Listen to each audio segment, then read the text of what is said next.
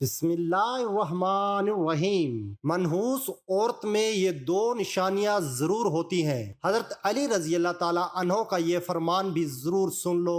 انسانی معاشرہ مرد اور عورت کے وجود سے تشکیل پاتا ہے۔ کسی بھی معاشرے کی ترقی اور فلاح صرف مرد حضرات پر منحصر نہیں ہوتی، بلکہ عورت بھی بحیثیت ایک فرد نہایت اہم کردار سر انجام دیتی ہے۔ یوں تو آج دنیا کی کوئی قوم، کوئی مذہب بھی عورتوں کے مقام و حیثیت اور ان کے سماجی کردار کی اہمیت سے انکار نہیں کر سکتا۔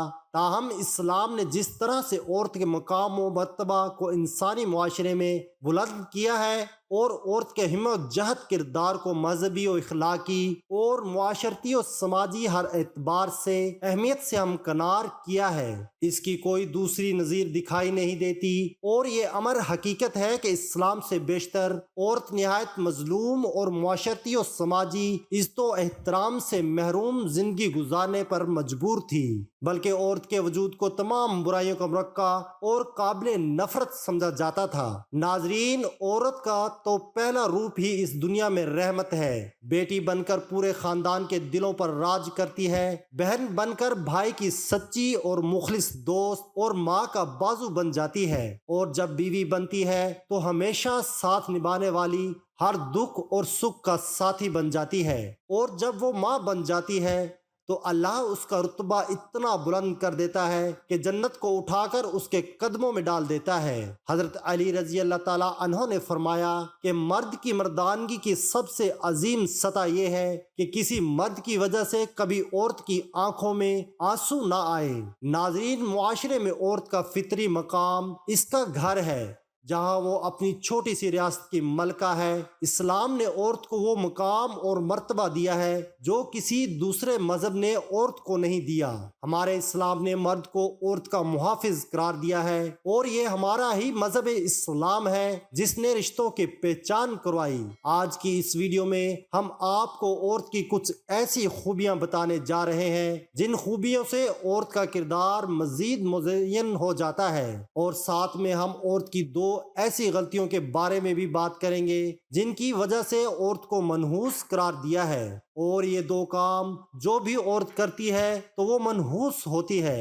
اس حوالے سے حضرت علی رضی اللہ تعالیٰ عنہ کا قول بھی آپ کو بتائیں گے کہ آپ رضی اللہ تعالیٰ عنہ نے اس بارے میں کیا فرمایا۔ تمام تر تفصیل جاننے کے لیے آپ نے ہماری ویڈیو کو آخر تک لازمی دیکھنا ہے۔ ناظرین، تمام خواتین یہ بات یاد رکھیں کہ جب بھی عورتوں کی نیک خوبیوں کی بات ہوگی تو شوہر کی فرما برداری سر فہرست ہوگی۔ قرآن پاک میں اللہ تعالیٰ فرماتا ہے، نیک عورتیں وہ ہیں جو فرما بردار ہیں اور خاوند کی غیر موجودگی میں اپنے مال و آبرو کی حفاظت کرنے والی ہیں۔ ایک مرتبہ حضور صلی اللہ علیہ وآلہ وسلم سے پوچھا گیا کہ سب سے بہترین عورت کون سی ہے، تو آپ صلی اللہ علیہ وآلہ وسلم نے فرمایا، وہ عورت کہ جب اسے شوہر دیکھے تو وہ اس کو خوش کر دے، اور جب شوہر اس کو حکم دے تو وہ اس کی اطاعت کرے، اور اپنے جان و مال میں اپنے شوہر کا ناپسندیدہ کام بالکل نہ کرے اور اس کی مخالفت نہ کرے۔ عورت کی محبت اور اس کی اطاعت میں سب سے زیادہ حقدار اس کا شوہر ہے۔ اس کا اندازہ اس بات سے بخوبی لگایا جا سکتا ہے کہ نماز عبادت کی نہایت اعلیٰ قسم ہے اور سجدہ اس کی چوٹی ہے، لیکن شریعت نے شوہر کا مقام و مرتبہ واضح کرنے کے لیے اتنی اونچی مثال بیان کی ہے کہ سیدنا ابو ہریرہ رضی اللہ تعالیٰ عنہ سے روایت ہے کہ نبی کریم صلی اللہ علیہ وآلہ وسلم نے فرمایا، اگر میں اللہ کے سوا کسی اور کو سجدہ کرنے کا حکم دیتا تو بیوی کو اپنے شوہر کو سجدہ کرنے کا حکم دیتا۔ پھر آپ صلی اللہ علیہ وآلہ وسلم نے فرمایا، اس ذات کی قسم جس کے قبضے میں محمد صلی اللہ علیہ وآلہ وسلم کی جان ہے، عورت اپنے رب کا حق ادا نہیں کر سکتی جب تک وہ اپنے شوہر کا پورا حق ادا نہ کرے، حتیٰ کہ شوہر اگر اسے بلائے اور وہ سواری پر ہو تب بھی اپنے آپ کو نہ روکے ناظرین، حدیث میں ہے کہ جس شوہر کو عورت سے تکلیف پہنچتی ہے جنت کی حوریں اسے بد دعا دیتی ہیں۔ نیک عورت کی خوبیوں میں سے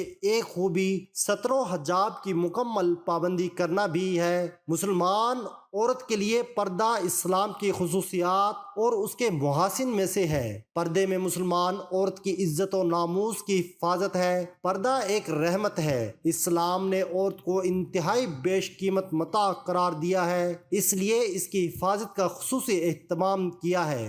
زمانے جاہلیت میں پردے کا کوئی رواج نہیں تھا۔ پردہ صرف اور صرف اسلامی حکم ہے، یعنی اسلام نے پردے کا حکم نافذ کیا۔ ناظرین، یہاں لڑکیوں کو یہ بات بھی بتاتے ہیں کہ لڑکیوں کے لیے شوہر کی اطاعت کتنی اہم ہے۔ قرآن و حدیث میں اس کی تاکید اس طرح سے آئی کہ جو کام بھی کرو اس میں اپنے شوہر کی اجازت حاصل کرو۔ چند احادیث آپ کے لیے پیش کی جاتی ہیں۔ نبی کریم صلی اللہ علیہ وآلہ وسلم فرماتے ہیں کہ کوئی عورت اپنے شوہر کی موجودگی میں اس کی اجازت کے بغیر نفلی روزہ نہ رکھے۔ چند ایک خوبیوں کا ہم مزید ذکر بھی کریں گے، لیکن پہلے آپ کو حضرت علی رضی اللہ تعالی عنہ کے فرمان کے مطابق بتاتے ہیں کہ بدبخت عورت کی دو نشانیاں کون سی ہیں۔ کہتے ہیں کہ ایک مرتبہ ایک شخص حضرت علی رضی اللہ تعالی عنہ کے پاس آیا اور عرض کرنے لگا، یا علی، وہ کون سی عورت ہے جو گھر کے لیے منحوس ہوتی ہے؟ تو حضرت علی رضی اللہ تعالی عنہ نے فرمایا، اے اللہ کے بندے، اللہ نے کسی کو بھی منحوس پیدا نہیں فرمایا، لیکن افسوس کہ انسان کے اعمال ہی ہوتے ہیں جو انسان کی زندگی کو پریشانیوں میں دھکیل دیتے ہیں۔ تو وہ شخص پوچھنے لگا حضرت علی رضی اللہ تعالی عنہ سے کہ یا علی، وہ کون سے کام ہے؟ تو حضرت علی رضی اللہ تعالی عنہ نے فرمایا کہ گھر کے لیے وہ عورت پریشانی کا سبب بنتی ہے جس کی رگ رگ میں یہ دو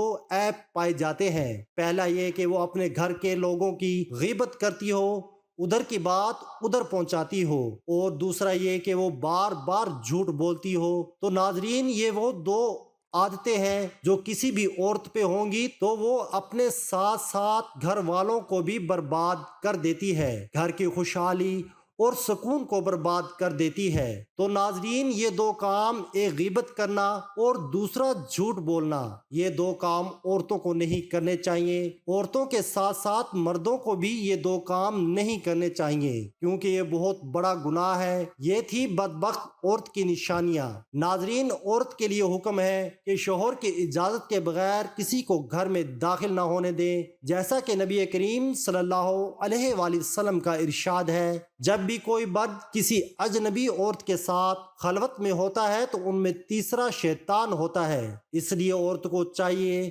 کہ وہ کسی مرد کو اجازت نہ دے کہ اس کے شوہر کی غیر موجودگی میں گھر میں داخل ہو، اور اسی طرح ایک مسلمان مرد کو بھی چاہیے کہ کسی اجنبی اور غیر محرم عورت کے پاس اس کے شوہر کی غیر موجودگی میں نہ جائے، جیسا کہ نبی کریم صلی اللہ علیہ وآلہ وسلم کا ارشاد ہے، کوئی مرد کسی اجنبی عورت کے ساتھ بغیر محرم کے تنہائی میں نہ ہو۔ اسی طرح عورت کے لیے ضروری ہے کہ وہ شوہر کی اجازت کے بغیر کسی محرم سے بات نہ کرے۔ اس بارے میں ارشاد ربانی ہے، اے ازواج نبی، تم دیگر عورتوں کی طرح نہیں ہو۔